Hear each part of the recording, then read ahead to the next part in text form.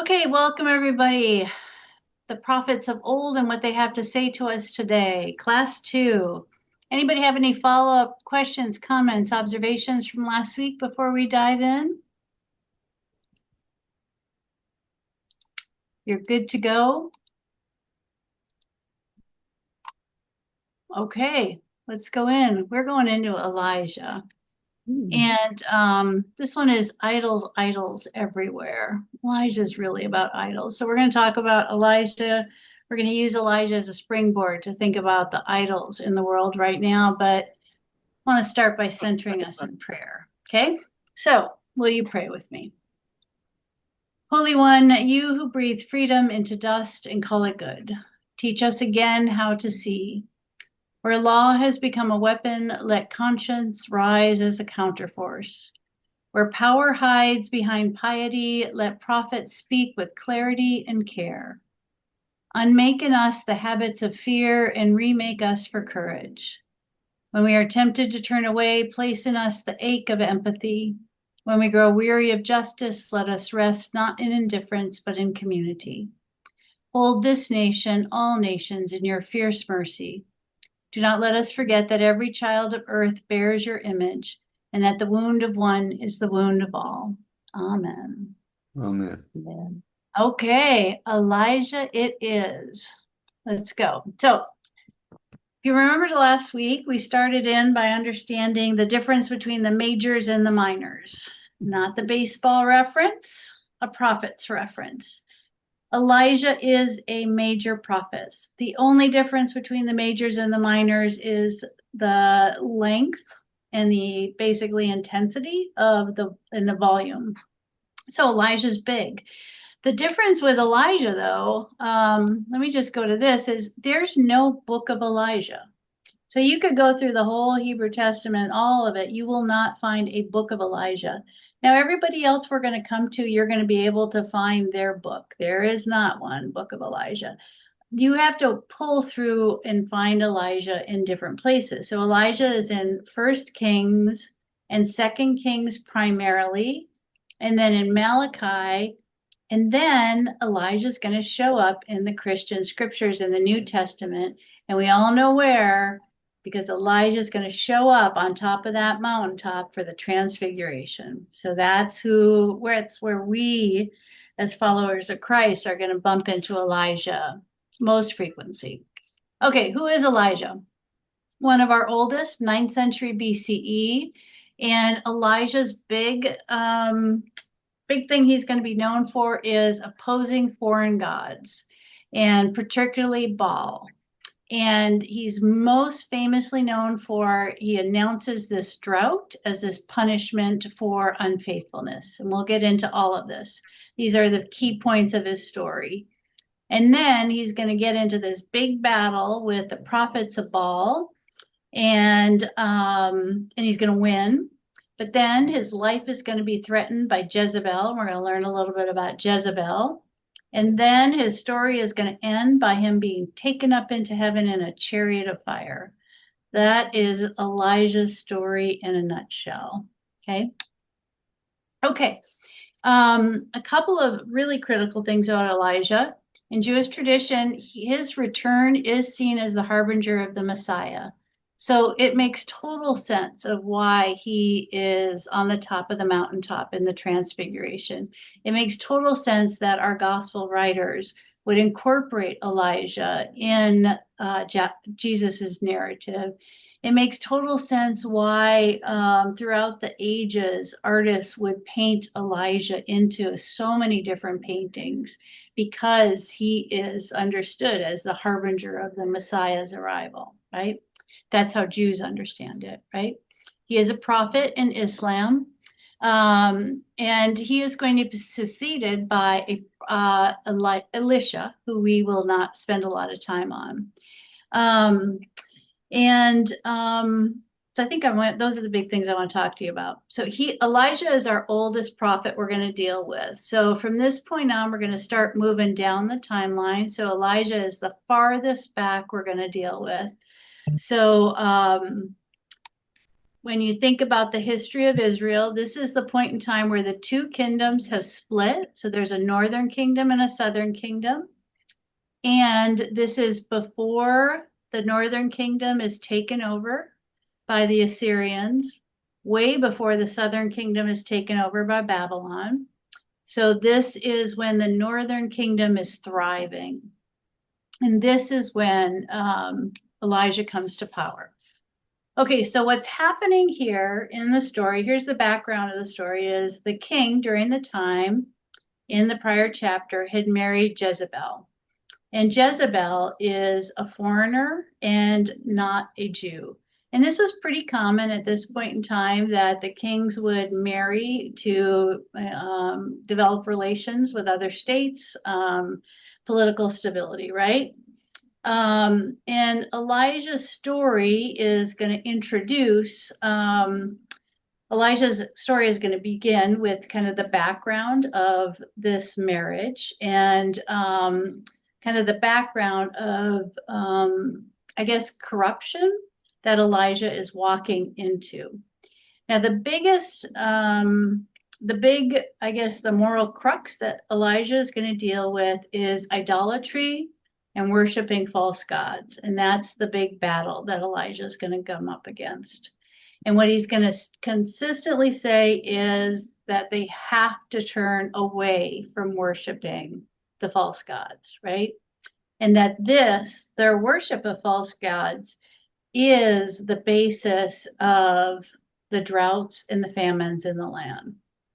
So they had to stop this. And in order to stop it, if they didn't stop this, God was going to continue to punish them. And, there's a lot of archaeological evidence that the Jews continued to worship idols all the way up until the time of Jesus.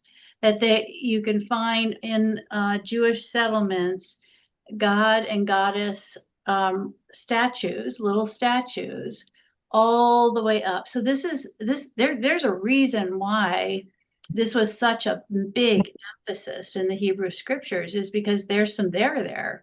Like this was really a big issue to call the people away from the pagan worship and to worship the one God. And this is a big one of Elijah's message. Okay, so here's how it starts. He's going to predict about a drought. And he says to Ahab, "As the Lord, the God of Israel lives, before whom I stand, there shall be neither dew nor rain these years, except by my word." Okay, so Elijah, here's the story. Elijah predicts a drought to the king. And then after he drops this bombshell, he basically goes into hiding in the desert, right? And he goes into hiding where there's a river, and God basically sends him to a place where there's a river, and he's given food. But eventually the river dries up. So God sends him to the home of this widow who's going to provide him food. When he gets there, he asks this widow to give him some water and bread. And she says, "Look, I only really have enough to feed my son and myself. That's all I have." And Elijah assures her that, look, God is not going to let us perish. And so the widow trusts him. And their food lasts until the rain comes, but the son gets ill and passes away. And she, rightly so, gets quite pissed off, right? And blames Elijah. And Elijah turns to God, and God brings the boy back to life, right? In this miraculous event, the story ends with God hearing Elijah, answering his prayers, and bringing the boy back to life. So that is the story that happens before Elijah steps on the stage. Okay. Welcome. Is that Greg and Susan? It is.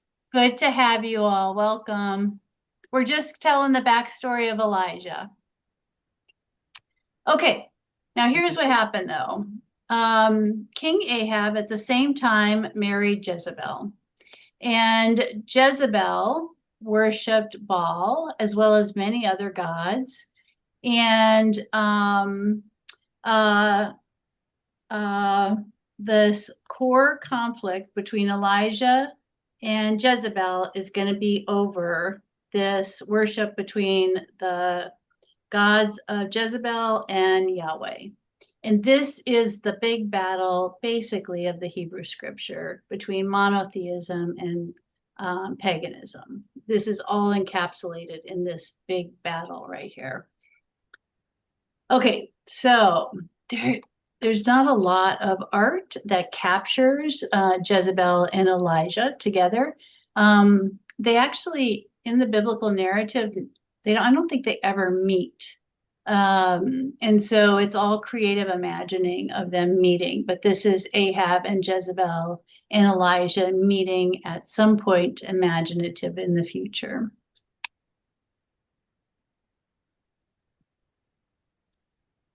And that is Jezebel, Ahab, and Elijah coming in. Okay, so when Ahab saw Elijah, Ahab said to him, "Is it you, you troubler of Israel?" And he answered, "I have not troubled Israel, but you have in your father's house, because you have forsaken the commandments of the Lord and followed the Baals. Now therefore have all Israel assembled for me at Mount Carmel, with the 450 prophets of Baal and the 400 prophets of Asherah who eat at Jezebel's table." So basically, Ahab saying, "Look, you troublemaker.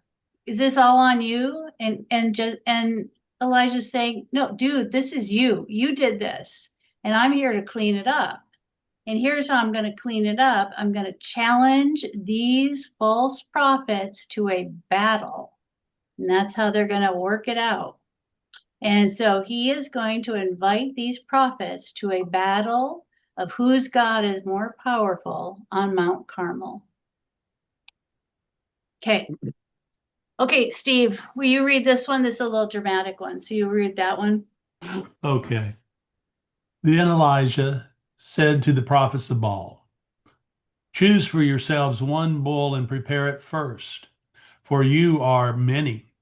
Then call on the name of your God, but put no fire to it."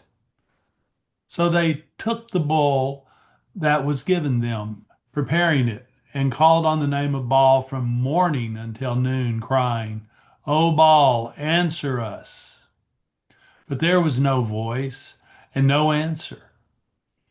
At the time of the offering of the obligation, the prophet Elijah came near and said, "O Lord, God of Abraham, Isaac, and Israel, let it be known this day that you are God in Israel, that I am your servant, and that I have done all these things at your bidding. Answer me, O Lord, answer me, so that this people may know that you, O Lord, are God, and that you have turned their hearts back." Then the fire of the Lord fell and consumed the burnt offering, the wood, the stones, and the dust, and even licked up the water that was in the trench. Keep going. When all the people saw it, they fell on their faces and said, "The Lord indeed is God. The Lord indeed is God." Elijah said to them, "Seize the prophets of Baal. Do not let one of them escape." Then they seized them, and Elijah brought them down to the Wadi Kison and killed them there. Wow. It's a pretty hardcore battle, right? Yeah. Okay, so Elijah challenges this whole bunch of prophets of Baal to this contest. And the God who answers with fire is going to be acknowledged as the true God. And Baal's prophets pray and they fail. And Elijah steps up to the plate and Elijah prays and God brings the fire, right? And then Elijah doesn't just gloat, right? Elijah immediately orders the assembly of all of those prophets captured leads them away, and executes every one of them. And the drought, and God rewards this by sending the rain and ending the drought. That's how the battle ends. So here you see God bringing down the fire for Elijah, and then you see the other prophets on the side, no fire, right?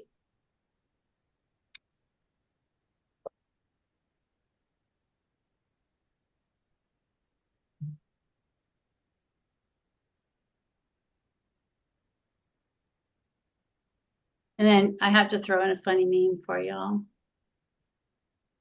Elijah, proving that pagans have no balls.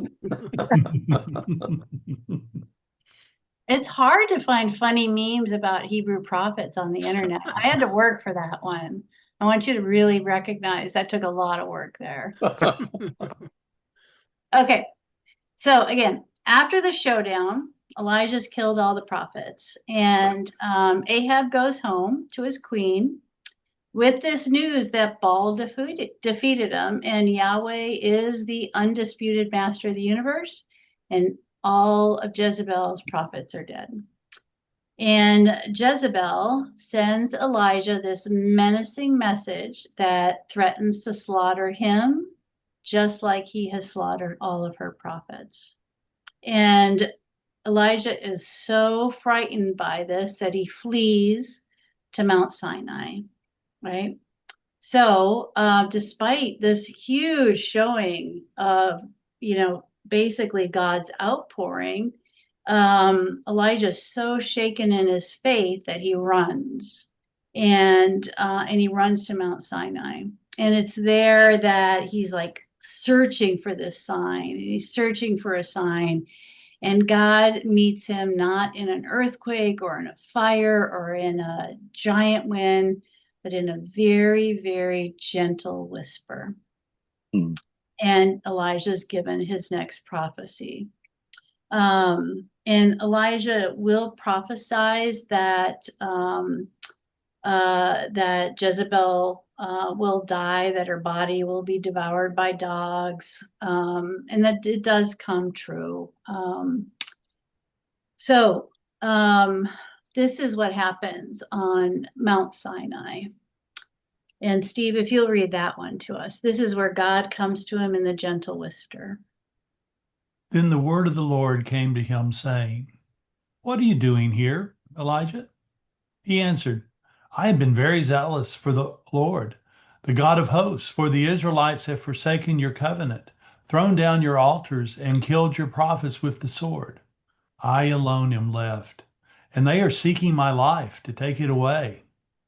He said, "Go out and stand on the mountain before the Lord, for the Lord is about to pass by." Now there was a great wind, so strong that it was splitting mountains and breaking rocks in pieces before the Lord. But the Lord was not in the wind, and after the wind an earthquake. But the Lord was not in the earthquake, and after the earthquake a fire. But the Lord was not in the fire, and after the fire a sound of sheer silence. When Elijah heard it, he wrapped his face in his mantle and went out and stood at the entrance of the cave. Then there came a voice to him and said, "What are you doing here, Elijah?"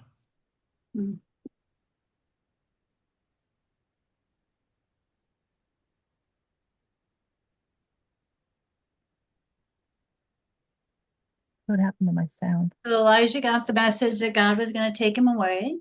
And so Elijah and Elisha, who is basically his successor, traveled to the Jordan River. And at the Jordan, Elijah makes the water part, and the two men walk across. So this should sound very familiar, right?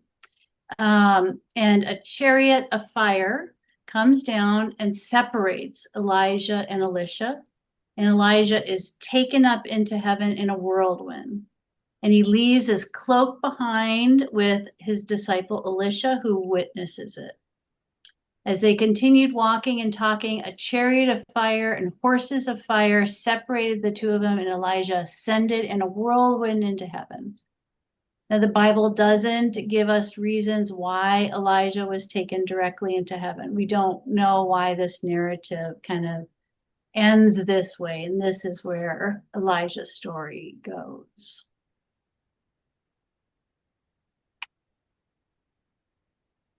No.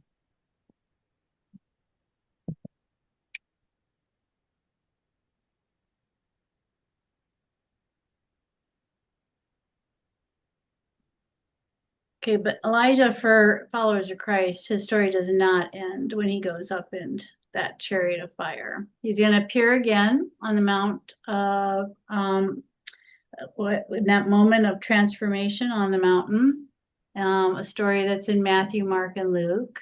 And he's going to appear with Moses. And he is going to remain a central figure in Judaism, again, announcing that arrival of the Messiah. And so he is going to continue to be a figure as the kind of harbinger of the Messiah throughout there. And this is one of the most famous pictures then of the transfiguration with Elijah up there with Moses. I think Moses is on the right because he's holding the commandments, and Elijah's on the left.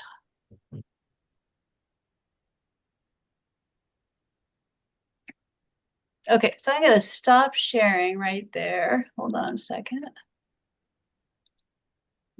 Okay, that's Elijah's story in a nutshell. Questions, comments, observation. It's really a battle of monotheism versus polytheism. It's a battle about idolatry and false idols. That's what it comes down to. I have a comment. I have a comment. Yeah, go ahead. Okay. When I lived in Topeka, I had some Jewish friends, and they celebrated their Seder on Friday nights, as we know. And they always set their table with the empty chair and the plate setting with the dishes and all that for Elijah. And so one Monday morning, Dr. Rosen came into work. He said, well, an interesting thing happened at our Seder Friday night. Just as we sat down to our table, there was a knock at our door. And of course, their whole thing is always about, will there be a knock at the door? Will Elijah come? And so standing at the door was a man in a long beard. And I don't think they had too much conversation, but Dr. Rosen invited him in to eat. And he appeared grateful, and he came in, he joined them, and he stayed the whole evening with the Jewish commentary and ritual and whatever, and ate the Seder with them. Did he take Elijah's seat?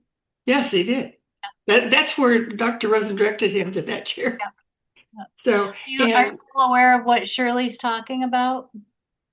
That on the Friday night Seder, that Jews will keep a plate setting and keep an empty chair for Elijah. Okay.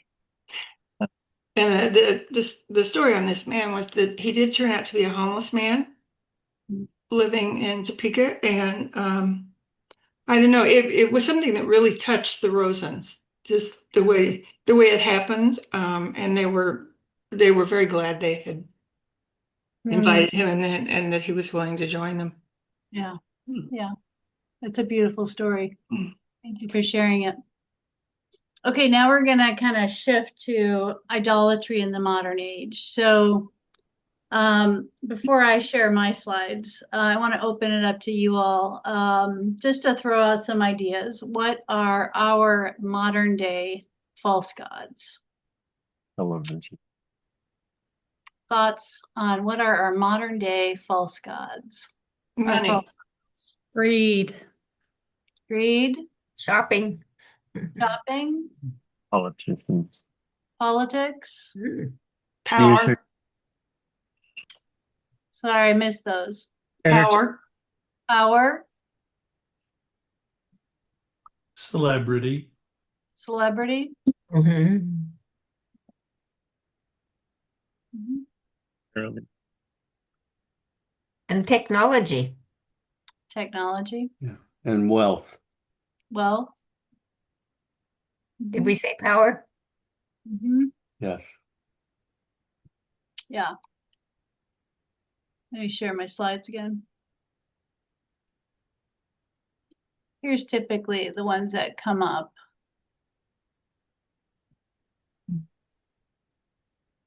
Career and success. Defining self-worth entirely by our job status, promotions, or impact. Comfort and security. Excessive focus on personal ease or safety or stability. Technology, information overload, social media. Self-worship and individualism, the cult of the self.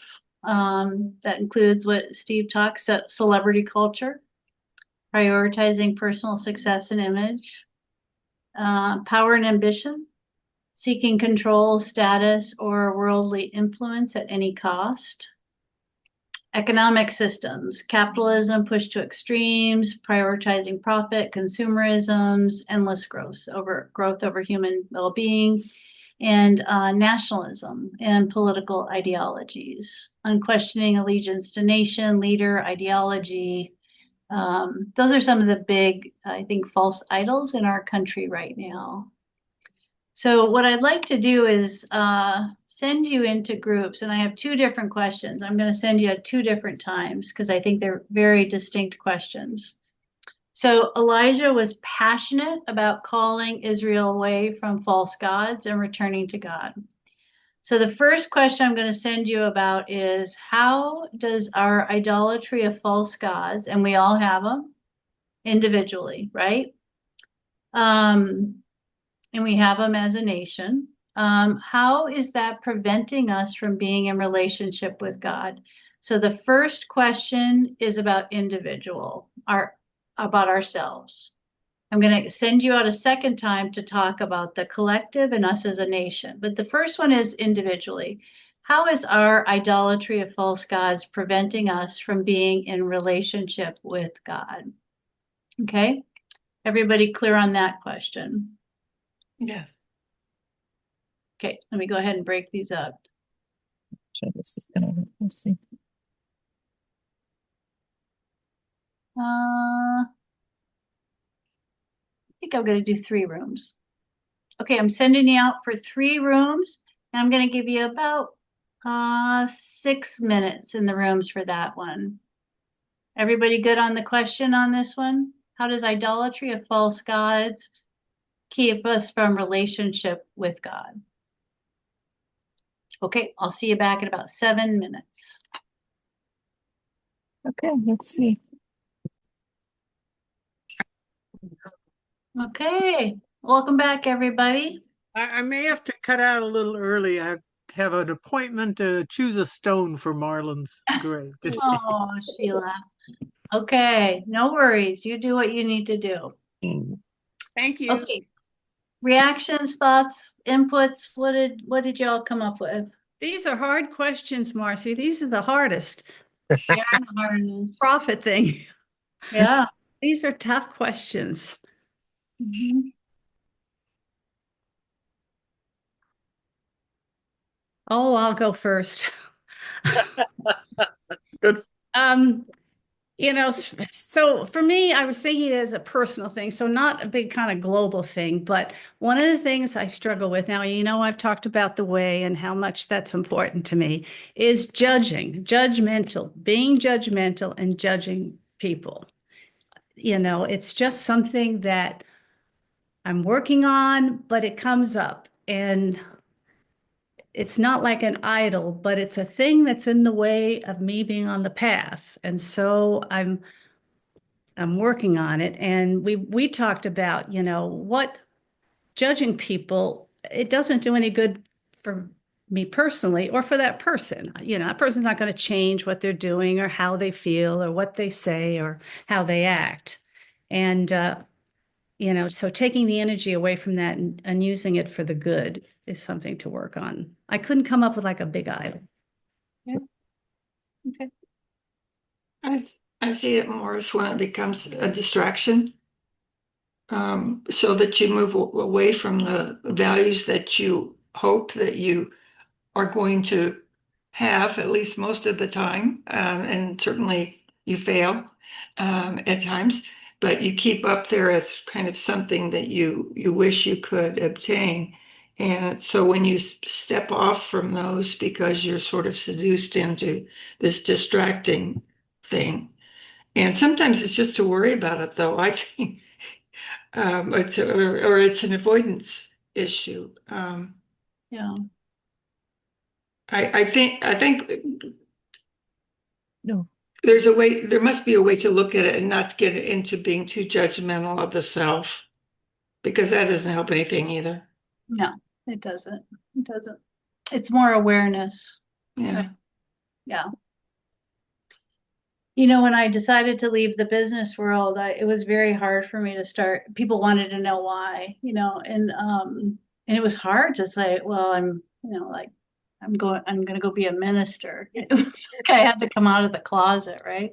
And so then I started telling people, and it was very interesting how these conversations became like an opening of a door to these very intense conversations with all these people in the business world who were horribly unhappy at very high levels in corporations, very high levels, who were like, wait, you can do that? Like, wait, what?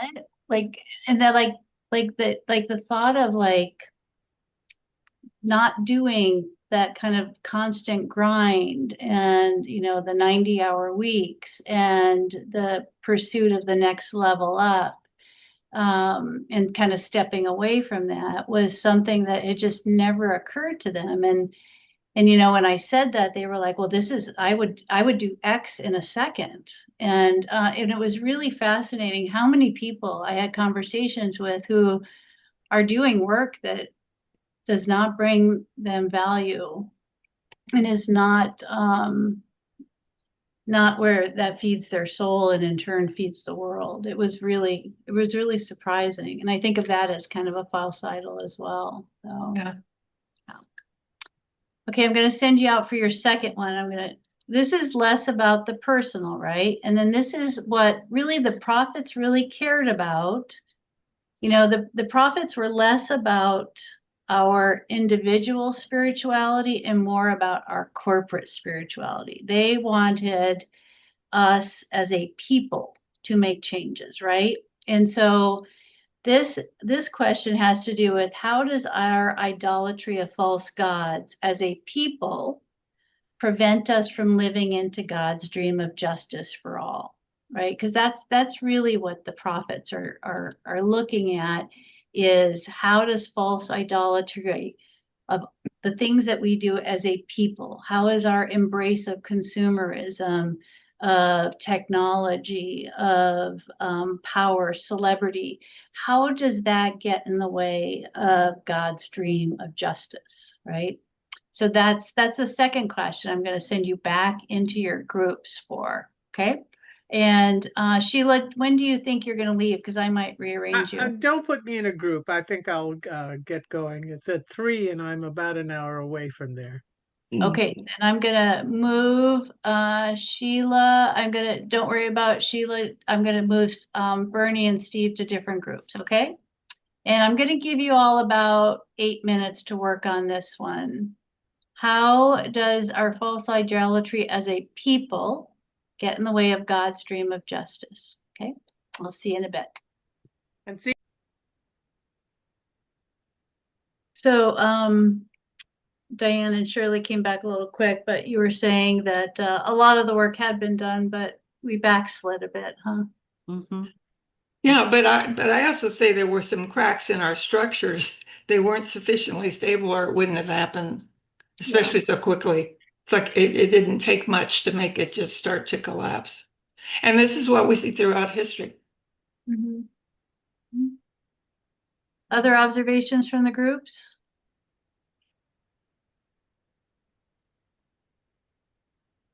Well, at the end of our discussion, we got on to religious tolerance and how, Elijah doesn't show a lot of that. But uh, um, I was thinking that probably had to do with when we talk about religious tolerance, we're more or less are all that we've all agreed there's one God.